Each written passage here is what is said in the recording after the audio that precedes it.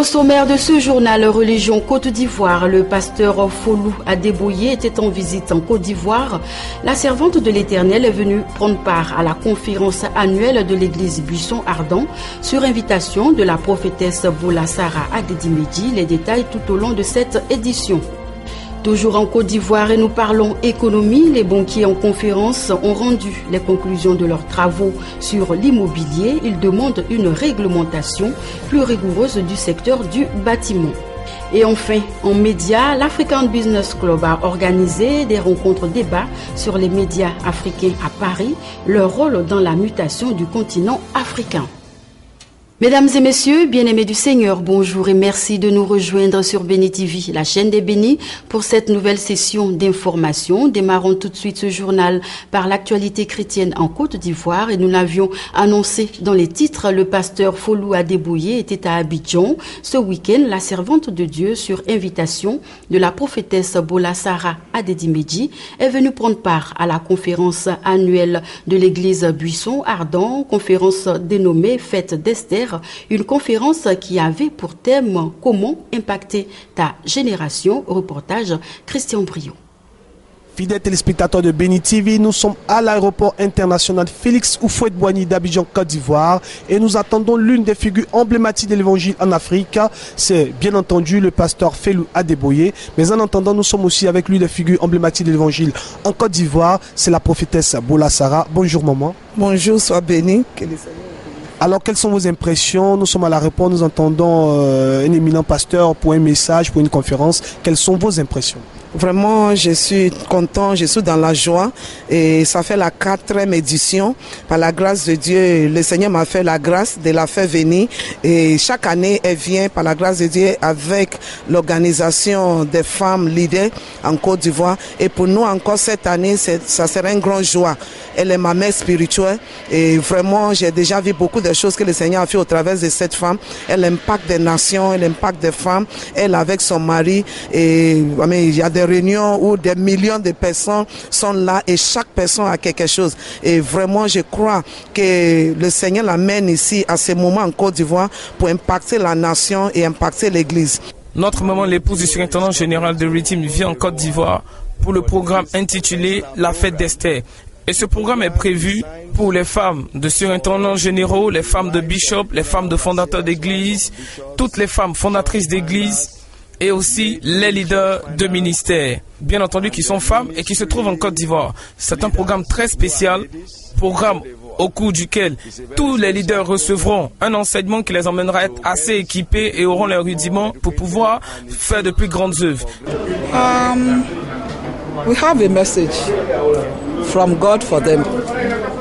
Nous avons un message de la part de Dieu à l'endroit des femmes, des leaders et des hommes de Dieu. Et donc nous espérons que toutes les femmes qui viendront au nom du Seigneur pour leur ministère et le ministère de leur mari, étant entendu que nous parlons de leadership, reçoivent la vie en elles. Et nous prions ainsi de telle sorte qu'il y ait un réveil dans cette nation, réveil de Dieu contre tout ce qui est mauvais et injuste. Et nous savons que lorsque cette parole parviendra aux femmes, elles la transmettront à leur mari et à partir de le réveil viendra. And from the men, my word of encouragement is that whatever. Mon mot d'encouragement sera donné comme suite. Toute hauteur que nous désirons atteindre, spirituellement ou socialement, cela doit provenir de ce principe fondamental qui est la crainte de Dieu. Et donc toute femme doit craindre Dieu de sorte que leurs enfants aussi aient la crainte de Dieu. Et ainsi la nation sera dans la justice et Dieu lui-même élèvera cette nation. So that God himself will exalt the nation. Ce matin, nous sommes venus accueillir Maman Gio qui vient pour la fête d'Esther et je pense que c'est une opportunité pour toutes les femmes de Côte d'Ivoire afin que chacune vienne recevoir quelque chose de particulier parce que c'est une femme qui a quelque chose de particulier. Je suis très honorée de recevoir cette femme en Côte d'Ivoire. C'est un monument pour l'Église. Parce que cette femme, j'ai eu l'opportunité, l'occasion de la suivre. J'étais à Accra, j'étais au Nigeria. J'ai vu ce que cette femme a bâti. Et je crois que son arrivée en Côte d'Ivoire sera un impact pour les femmes en Côte d'Ivoire. Je pense que la Côte d'Ivoire est en train de rentrer dans son année de victoire. Et donc Dieu ne fait rien au hasard. Et pour cela, il amène sa servante pour venir impacter la Côte d'Ivoire de sa victoire. Afin que nous tous, enfants de Dieu, habitants de Côte d'Ivoire, nous puissions marcher dans la victoire, dans les jours, dans les mois et dans les années à venir. Que Dieu bénisse la Côte d'Ivoire. Nous restons en Côte d'Ivoire pour parler économie. Un toit pour chacun en Côte d'Ivoire, c'est ce qui ressort des travaux des banquiers qui se sont réunis à Abidjan la semaine dernière. Aussi, durant 48 heures, ces spécialistes ont réfléchi sur la relance du secteur de l'immobilier et pour y arriver, ils souhaitent une réglementation rigoureuse du secteur du bâtiment, un élément signé RTI 1. 48 heures, 3 exposés, 4 panels ont permis aux banquiers de réfléchir sur la contribution des établissements de crédit dans le financement du logement. À cela, ils ont associé les expériences marocaines et françaises. En France, c'est la première garantie, ce qui représente à peu près 60% du marché. Et nous, Crédit Logement, on fait à peu près un tiers du marché.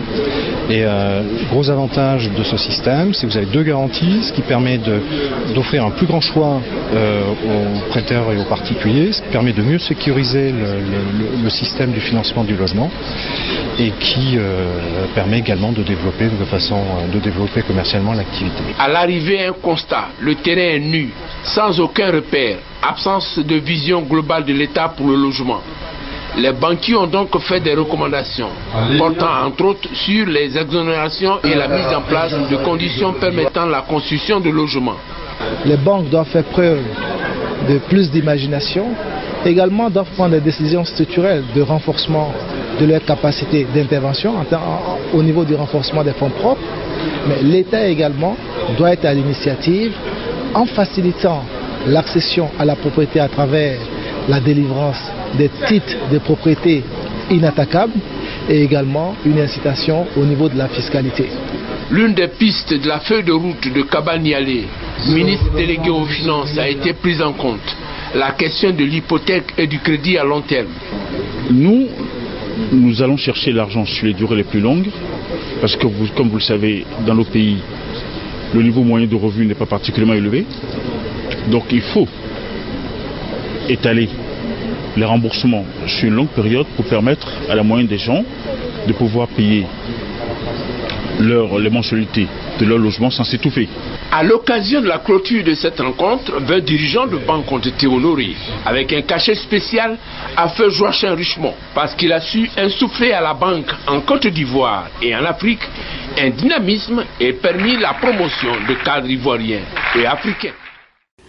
Toujours en Côte d'Ivoire, les professionnels de la filière oléagineuse de l'Union économique et monétaire ouest-africaine étaient en conclave à Abidjan. Ils ont mené des réflexions sur les problèmes qui minent leur secteur d'activité afin d'y trouver des solutions. Les industriels de l'oléagineux de l'espace UEMOA dans la tourmente. Concurrence déloyale des produits importés, contrebande massive, manque de matières premières, non-application de la réglementation et des actions anti-huile de palme initiées en Europe. Autant de difficultés qui inquiètent les professionnels du secteur. Réunis à Abidjan pour leur 12e assemblée générale, les industriels de la filière appellent à l'union sacrée en vue de lutter contre leur principale difficulté, la fraude dans la sous-région avec l'entrée massive d'huile asiatique à moindre coût. Aussi exhortent-ils les gouvernants à réduire les frais douaniers et à accroître les contrôles aux différentes frontières pour éviter l'entrée massive de produits frauduleux sur les marchés de l'UEMOA. Nous avons beaucoup de difficultés, comme un manque de matières premières récurrent, qui pourra être réglé par une meilleure planification et des programmes agricoles pertinents et bien encadrés par les États. Et aussi, nous subissons des importations d'huile asiatique qui rentrent pour beaucoup en fraude dans nos pays, rentrant en compétition avec nos pays. Donc on demande aux États d'améliorer les contrôles au niveau des frontières, de contrôler la qualité, de faire appliquer les textes et notamment les taxes aux importations. Le représentant du ministère de l'Agriculture et celui de l'Industrie soulignent l'engagement de leur ministère à accompagner ce secteur et l'emploi plus d'un tiers des travailleurs de Côte d'Ivoire. Ils contribuant plus fortement à la sécurité alimentaire dans la sous-région et joue un rôle capital dans l'économie nationale. Assurance a donc été donnée aux industriels quant aux actions vigoureuses que l'État entend mener pour freiner la contrebande qui constitue une réelle menace à la survie des entreprises oléagineuses dans l'espace UEMOA. Autre volet de l'information, et nous restons en Côte d'Ivoire pour parler littérature. Le Salon international du livre d'Abidjan, le SILA, renaît après 8 ans d'interruption. De nombreux amoureux de la lecture et de l'écriture étaient présents à la cérémonie d'ouverture le vendredi dernier. Et pour ce retour, les organisateurs ont apporté des innovations, préparé les grands lecteurs de demain en invitant les plus jeunes. Créé en 1999, le SILA a pour objectif principal de promouvoir le livre en Côte d'Ivoire. Nous sommes venus visiter ce salon dans le but de connaître les auteurs des livres, mais surtout connaître aussi la culture africaine au niveau des auteurs. Je suis tombée même la première fois sur le livre de Mewé que je ne connaissais pas. Le SILA, un espace de culture et de découverte pour les plus jeunes. 2012, l'année du livre en Côte d'Ivoire. Le gouvernement ivoirien en a décidé ainsi au vu des grands événements littéraires auxquels le pays a participé cette année. C'est aussi l'année de la renaissance pour le Salon international du livre d'Abidjan. Après 8 années d'absence, ce grand rendez-vous littéraire revient pour redonner le goût du livre et de la lecture à une population de plus en plus jeune. En invitant spécialement les écoles maternelles, primaires et secondaires, le SILA prépare les grands lecteurs de demain. Le ministre de la Culture et de la Francophonie n'a pas manqué de signifier que le livre a sa place, malgré les technologies qui se créent et se développent au quotidien. En ce nouveau millénaire, le livre ne doit pas avoir peur des technologies nouvelles qui se développent à une vitesse accrue. Le livre doit conserver sa place dans la construction intérieure des individus et des nations, une place noble pour continuer d'accompagner les populations dans leur désir d'élévation. Créé en 1999, le SILA réunit tous les secteurs d'activité liés au livre, ainsi que tous les acteurs et partenaires. Il a pour objectif principal de promouvoir le secteur du livre en Côte d'Ivoire et dans la sous-région. Chaque année, 7 millions de livres sont imprimés en Côte d'Ivoire avec plus de 150 nouveautés. Quittons la Côte d'Ivoire pour le Mali. Les exploitants agricoles de la société coopérative de Bamako ont reçu la visite d'une délégation du Sasakawa Global 2000, une structure d'aide au développement agricole. Plusieurs plantations à cette occasion ont été visitées. Objectif, évaluer le projet d'appui à la campagne agricole 2012-2013 et répertorier les difficultés rencontrées par les paysans en vue de trouver des solutions. Un élément signé au RTM. À Samako 1 et 2, ce sont les parcelles d'arachides, de sorgho et de maïs de Mamadou Koulibaly et de l'Amphi Adjara qui ont été visitées par l'équipe de Sasakawa Global 2000. Selon la directrice générale, la tournée a pour but d'évaluer d'une part les activités du projet d'urgence d'appui à la campagne agricole 2012-2013 et de prendre contact d'autre part avec les organisations paysannes de la commune rurale de Bankoumana. Je suis très impressionné parce que pendant ce laps de temps, les productrices et producteurs ont appris beaucoup de choses. Nous voyons qu'ils ont appliqué l'engrais au niveau des poquets, ils ont respecté les densités et ça c'est quelque chose qu'ils ne faisaient pas avant. Donc ils s'attendent vraiment à une production très importante. Ce projet financé par le Royaume des Pays-Bas est le fruit des efforts combinés du ministère de l'Agriculture et de Sasakawa Global 2000. C'est un projet qui vient pour aider les producteurs afin qu'ils puissent s'approvisionner en intrants agricoles de bonne qualité, pour que les paysans puissent bien produire et atteindre l'autosuffisance alimentaire. En vue de réduire les recours aux techniques traditionnelles de battage de céréales jugées contraignantes, les membres de la coopérative du village ont assisté à une séance d'expérimentation avec 2 batteuses multifonctionnelles. C'est une machine qui peut également battre le fonio. Là, c'est ce qui a suscité vraiment notre intérêt. Et en plus, le maïs non despaté. Parce que les équipements pour les maïs non exploités qui sont là, c'est excessivement cher. Dans le souci de renforcer les capacités des paysans, les techniciens du projet et de l'Office de la Haute-Vallée du Niger, OHVN, ont mis la journée à profit pour permettre à ces derniers de se familiariser avec les notions de séchage de céréales. Ces notions portent sur la construction à partir des matériaux locaux, comment protéger les céréales contre les termites, les rongeurs et contre la pluie et la forte humidité. Parlons à présent communication. La place de l'Afrique dans les médias a fait l'objet d'un débat à Paris en France. Ces rencontres ont été organisées par African Business Club. Les participants ont été invités à échanger sur le rôle que peuvent jouer les médias africains dans le développement du continent. L'Afrique et les médias, projecteurs sur un continent en mutation. L'African Business Club a organisé jeudi 29 septembre à Paris et en partenariat avec Dauphine Alumni, des rencontres débats sur la place de l'Afrique dans les médias. Cet été, nous avons vu différents médias, notamment européens, qui ont sorti des hors-séries sur l'Afrique et on voulait justement avoir le point de vue de différents médias, télé, radio et écrit, pour savoir est-ce que cet intérêt était réel, est-ce que c'était juste un intérêt commercial et quel est l'état de la presse africaine en Afrique et dans le monde. L'émergence de nouveaux médias à destination de l'Afrique et de sa diaspora à travers le monde permet depuis quelques années l'apparition d'une information plus équilibrée et surtout plus objective. Ces médias parlent sans complexe et parlent des choses sans complaisance et par conséquent sont plus vrais. C'est de mon point de vue ces médias-là qui vont gagner du terrain dans une Afrique qui se découvre. Il faudrait tout simplement que les annonceurs aillent vers ces médias-là. Pourquoi un média occidental porterait plus aujourd'hui auprès de la diaspora ou des Africains ?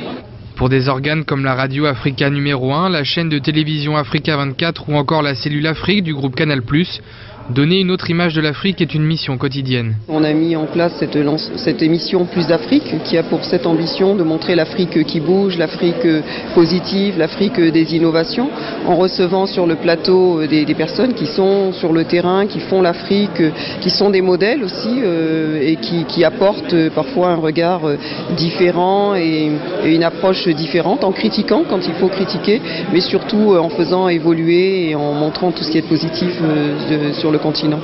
Si la vision que portent les médias sur l'Afrique sort peu à peu du carcan dans lequel elle est enfermée, le chemin à parcourir est encore important pour mettre davantage en lumière un continent qui regorge de richesses et d'initiatives. La presse malienne, quant à elle, a entamé une caravane en faveur des personnes vulnérables, notamment les femmes et les enfants malnutris. Elle s'est rendue dans plusieurs centres hospitaliers, entre autres les services gynécologiques et la pédiatrie de l'hôpital de Kayes. Un seul constat, des bâtiments vieillissants, des matériels insuffisants, des patients souvent reçus dans des conditions difficiles. Regardez.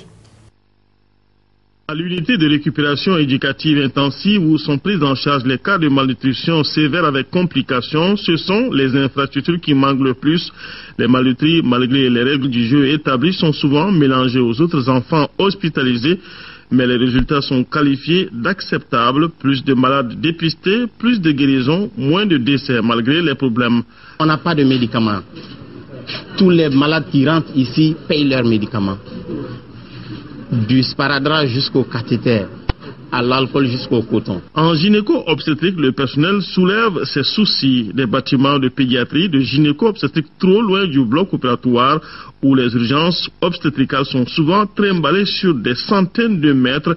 C'est les risques que la femme court, que même le personnel court. Imaginez un peu en période d'intempérie.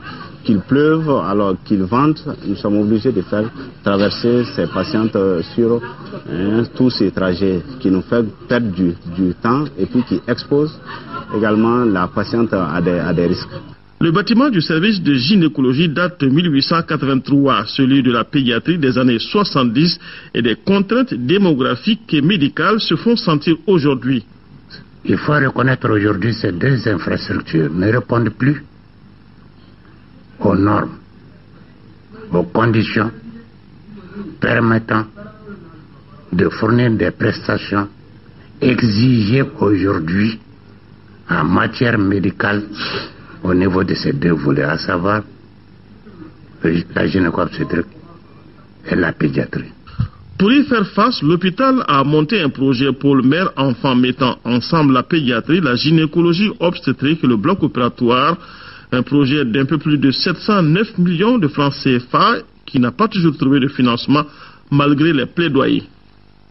Nous restons au Mali pour parler santé. Le Mali, à l'instar de plusieurs pays, a célébré la Journée mondiale de la vue et la Semaine nationale de lutte contre la cécité. Santé oculaire, une affaire de tous, faites-en la vôtre, c'est le thème de l'édition 2012. Plusieurs actions à cette occasion ont été menées, notamment une campagne de dépistage de maladies oculaires afin d'administrer le traitement adéquat aux malades.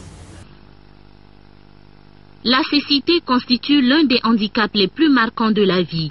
À l'échelle mondiale, environ 314 millions de personnes souffrent de déficiences visuelles, dont 45 millions d'aveugles. Au Mali, il y a près de 190 000 aveugles, alors qu'il est prouvé que 80% de toutes ces déficiences peuvent être prévenues ou guéries. Qu'il s'agisse de la cataracte, du trachome, des défauts de réfraction non corrigés, la plupart des causes de la cécité sont évitables. C'est dans cette perspective que l'initiative mondiale Vision 2020, droit à la vue, a été lancée sous l'égide de l'Organisation mondiale de la santé. Sa mission étant d'éliminer en tant que problème de santé publique les principales causes de la cécité évitables et ou qui peuvent être traitées d'ici l'an 2020. Tout au long de la semaine, des dépistages et des chirurgies gratuites sont prévus pour les personnes atteintes d'trichiasis, de cataracte et de glaucome, dans les localités de Kaï, Koulikoro, Sikasso, Mopti et Bamako.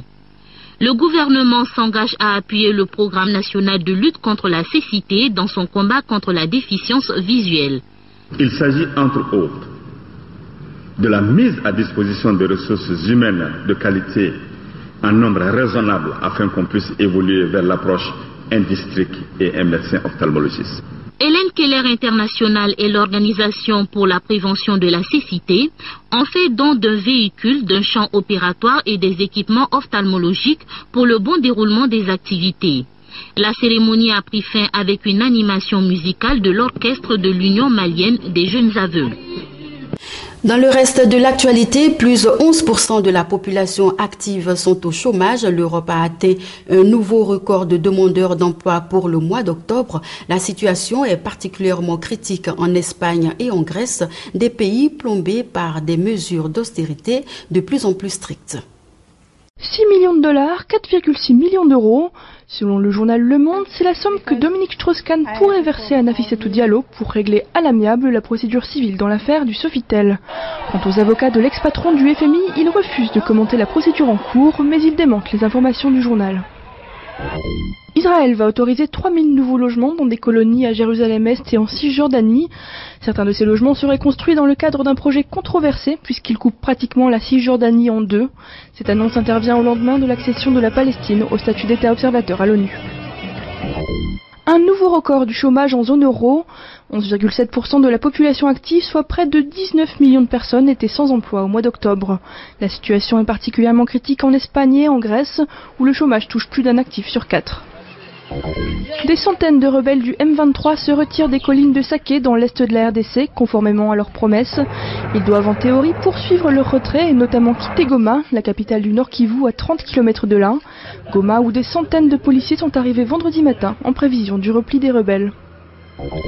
C'était en 2008, avant d'être connu dans le monde entier pour Gangnam Style, le chanteur Psy faisait son service militaire obligatoire en Corée du Sud et il avait l'air plutôt sage. Pas de quoi donc préfigurer sa fameuse danse du cheval invisible, devenue culte 4 ans plus tard, avec plus de 850 millions de vues sur YouTube. Une bonne nouvelle pour les populations antillaises. Bientôt un vaccin contre la dengue. Cette maladie inoculée par un moustique fait chaque année des milliers de morts aux Antilles. C'est Sanofi Pasteur, la branche vaccin du géant pharmaceutique Sanofi Aventis qui en est l'auteur. Notons que la dengue fait également des victimes en Asie du Sud-Est et en Amérique latine. Nous sommes actuellement en phase 3. Donc nous avons inclus avec les ministères de la Santé des 10 pays dans lesquels nous conduisons des études cliniques, 31 000 enfants et adolescents de 2 à 16 ans, Et nous attendons les résultats de ces études de phase 3 d'efficacité à la fin de l'année 2014. La dengue est une maladie réémergente, c'est une maladie qui devient maintenant très très présente en Amérique latine, sur tout le continent et en Asie-Pacifique. Il est difficile d'estimer le poids de cette maladie. Les estimations vont de 100 millions à 400 millions d'infections. La forme la plus sévère, qui conduit à l'hospitalisation de l'ordre de 500 000 à 2 millions d'hospitalisations, et les décès de l'ordre de 1000 à 20 000.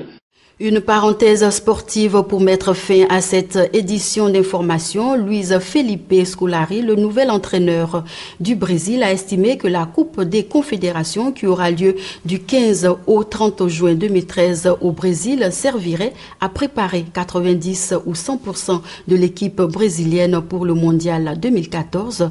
C'était le vendredi 30 novembre dernier devant la presse à Sao Paulo.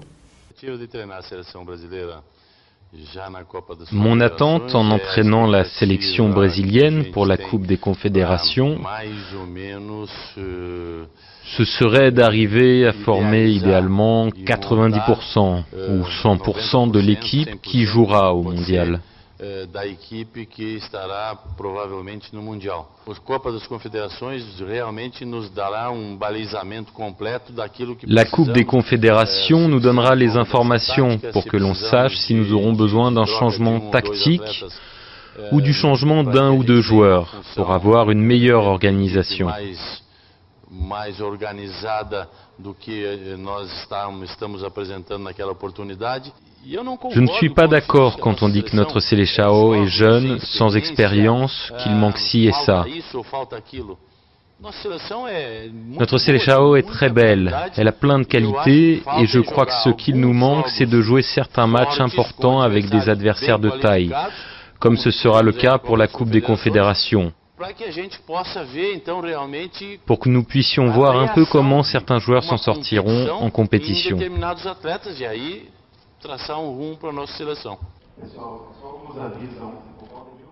Mesdames et messieurs, bien-aimés du Seigneur, c'est ici que prend fin cette édition d'information. Merci de rester fidèles à Béni TV, la chaîne des bénis, et que Dieu vous garde.